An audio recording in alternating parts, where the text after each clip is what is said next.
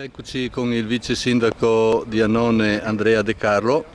Noi ci siamo visti ieri, abbiamo fatto un'intervista per una mia richiesta su un quesito che mi aveva posto un suo concittadino su un ponte qui vicino, però lei poi mi ha fatto successivamente un'altra richiesta, ce la vuole accennare? Sì, intanto ringrazio Battiston, l'amico Battiston, sì, anche per fare un attimo chiarezza sulle problematiche sorte con la chiusura della strada.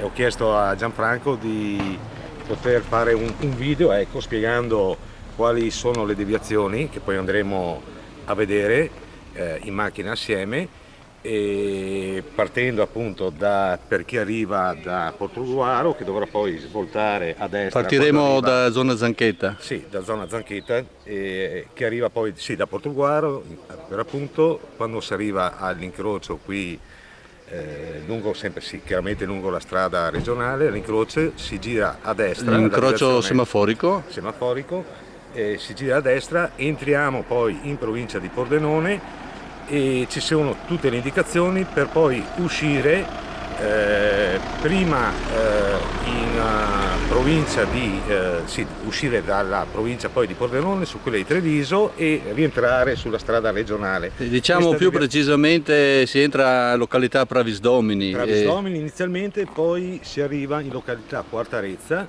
poi lì appunto si entra sulla strada regionale, lì siamo sotto Motta e Livenza. Questo percorso è fatto sia per chi viene da Portogruaro che per chi viene a Treviso, fatto per i mezzi pesanti. Per i mezzi invece, per chi chiaramente deve transitare, fare il lungo tragitto, conviene fare quel percorso. Per i residenti o per quelli che vogliono invece entrare ugualmente ad Annone Veneto per altri motivi, non c'è nessun problema, perché si può utilizzare un percorso alternativo, cioè da Treviso si può procedere ancora lungo la strada regionale fino a circa 250 metri dal ponte, poi si svolta a sinistra e immediatamente altri 200 metri più avanti a destra e si sbuca sempre di fronte alla chiesa, alla vecchia San Vitale di Annone Veneto. Sì, allora per far capire meglio, fra virgolette, non che lei l'abbia spiegato male, ma per chi è proprio non conosce, mettiamolo così, queste zone, all'incrocio col semaforo si può girare a destra sia per i camion che per le macchine, c'è un percorso obbligato ben segnalato e si arriva poi sulla SR 53. Esatto.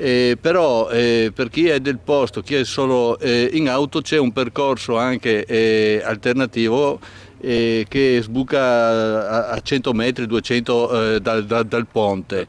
Quello che io ho notato e che poi vedremo in video è che quando si arriva da Treviso c'è il cartello che indica divieto di accesso in entrambi i sensi. Allora uno che è in macchina, se prosegue commette un'infrazione, allora adesso, perché non mi sembra di aver visto libero per frontisti. La Veneto Strade sta predisponendo anche questa ulteriore cartellonistica, anche in accordo con il comune, sia per entrambi i sensi di marcia, anche a favore questo per le attività economiche e per chiaramente i frontisti, per cui nessun problema, chi entra in macchina può farlo tranquillamente, può farlo anche chi arriva in camion, chiaramente se deve andare in zona industriale, oppure fare servizio presso le varie attività economiche. Sì, allora io approfitto di un'altra cosa, al di là di fare un'inquadratura per mostrare bene insomma qual è lo stato, la crepa che è proprio profonda, insomma, come si può ben vedere. C'è un'altra cosa che volevo chiedere e che lei insomma può rispondere, anzi penso che vorrà rispondere, perché io ho letto sul giornale questa mattina la preoccupazione del sindaco Demo di Pramaggiore, dove manifestava la sua preoccupazione per una maggiore intensità di traffico e con conseguente inquinamento. nominando Belfiore e un'altra zona che secondo lui può venire il traffico. Io ho guardato sulla cartina, ma mi sembra che sia completamente fuori, escluso, cioè non ha senso andare a Belfiore o nell'altra località a cui adesso mi sfugge il nome.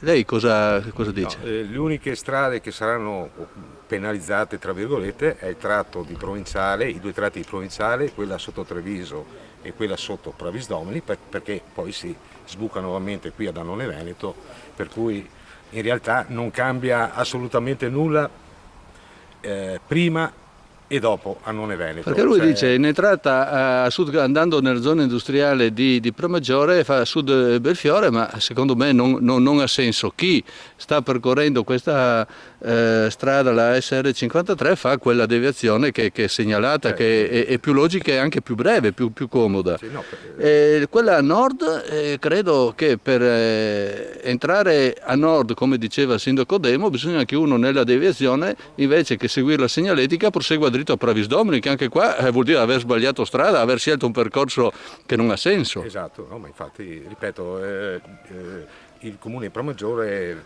fortunatamente sì, non è assolutamente coinvolto in questo problema. Se voi l'avete sentito, vi ha manifestato questa preoccupazione? No, ho letto, per carità, io adesso l'ho letto un attimo anch'io sul giornale, ma comunque non ci sono... Lei si sente comunque, anche lei, di dire insomma che così a prima vista non sembra che dovrebbe arrecare. Forse non, adesso, c'è sempre una vedendo deviazione. anche il percorso, vedendo la cartellonistica, le indicazioni come sono state messe, garantisco anch'io, insomma non ci sono problemi, assolutamente problemi.